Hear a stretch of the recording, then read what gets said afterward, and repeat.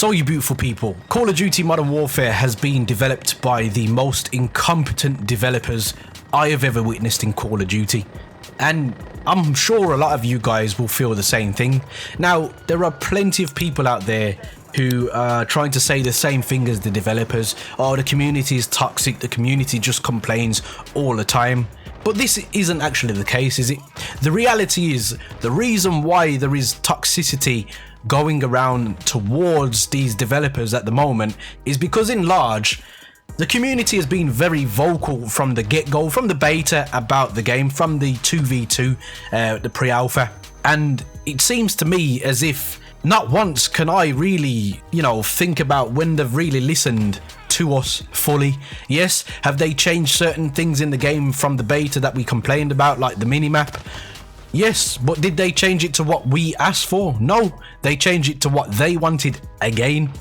And this is what happens. This is why people get angry and frustrated and start shouting abuse and start getting nasty or talking to you in a manner that you don't like. Now, let's take it out of Call of Duty. If I ask my partner to do something and I mention it to her once or maybe twice, the third time I'll probably be a bit more assertive in the manner that I say it, and it's because of the frustration of the first two times not being heard and not being listened to. And this is what's going on with the Call of Duty community. It's no secret that every Reddit post that you see, in large, most people are being negative towards the game. On Twitter, when Charlie Intel makes a post about an update in the game, if you look in the comment section, largely most people are being negative towards the game. And it's not because they're being negative, it's because they are not being listened to. These are the majority of people, but we're getting referred to as the minority. I really can't condone the fact that people like Ashton choose to like posts that are cherry-picked by those particular people, the developers, that suit their agenda. And this is what I've been actively watching since the game has come out. You'll see posts that are always liked by people who compliment the game. You'll never see anything addressed that has been suggested by the majority of people or where people are singing in unison. Stuff like the matchmaking, the maps, there's just total radio silence. There's nothing coming in from the developers to say, oh, actually, we're working on this, or hello, we will address your concerns and this is what we're thinking about doing about it. It's really been a cloak and daggers kind of things where they have avoided in every degree of the word to address it, go for this whole, we're being aimed at and my family's been threatened. Initially I felt sorry, but as I've actually combed through the sections of comments and what people have actually saying, I'd say there's a correlation of about 1% of people who have actually been thoroughly nasty towards the devs. The other people, although they may not be as articulate as they can with their points, they've definitely disregarded what these people have tried to say. It's hilarious. I even came across a Twitter post which is kind of addressing the same things, posted by a guy called Alex Liveson. And it's kind of why I've done this video, because his post on Reddit just literally encompassed everything that I feel about Call of Duty right now, and probably the whole community feels about this whole thing. And I will link it down in the description if you really want to read it. But I'll read one portion of this Reddit post. So every large community is going to have a few nut jobs saying terrible shit. Not once has one of these comments been upvoted or condoned by the general community here. They should be dismissed as nonsense and reported to law enforcement if necessary. Reports of abuse towards death has been greatly exaggerated. It goes without saying that the vast majority of us here frown upon that behaviour. There is nothing toxic about the average gamer asking about the game they've just invested in, and that's the the biggest point at the end, invested in. We have all invested money into this game. It's not a free-to-play game like the likes of Fortnite, like the likes of Apex, where the developers could technically turn around and say, well, you don't have to play this game.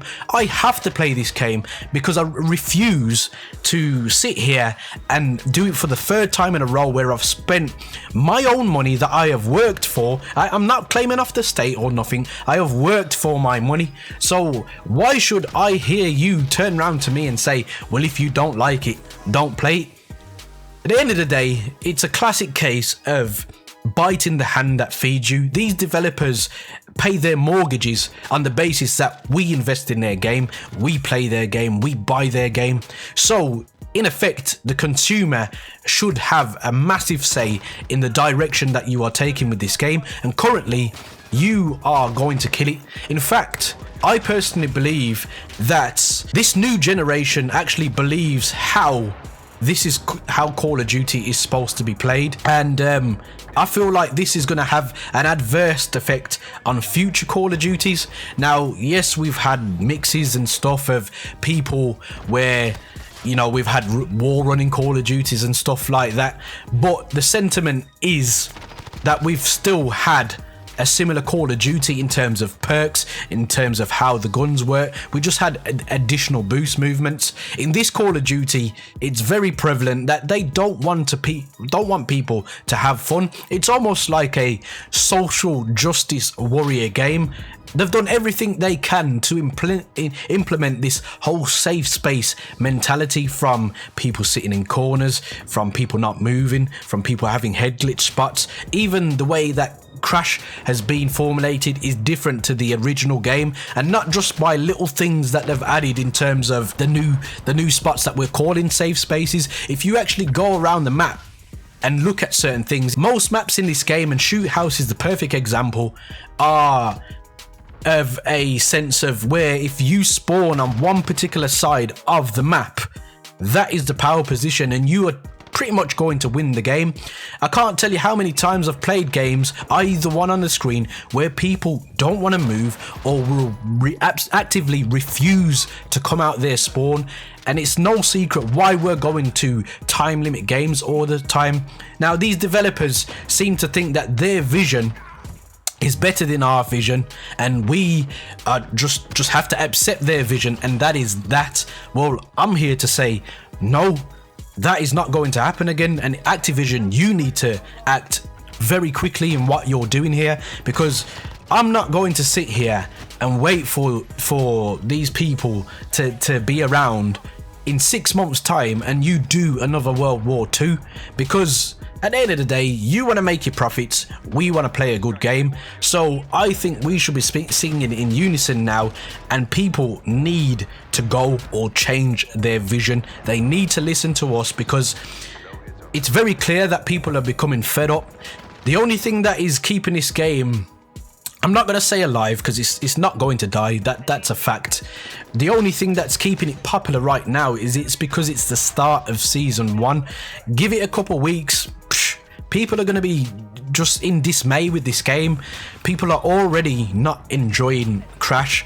I'm one of the most positive people. Yes, I've been critical of Call of Duty on several occasions because I like to speak the truth. I don't like to just say things in videos just because I think it's a popular opinion.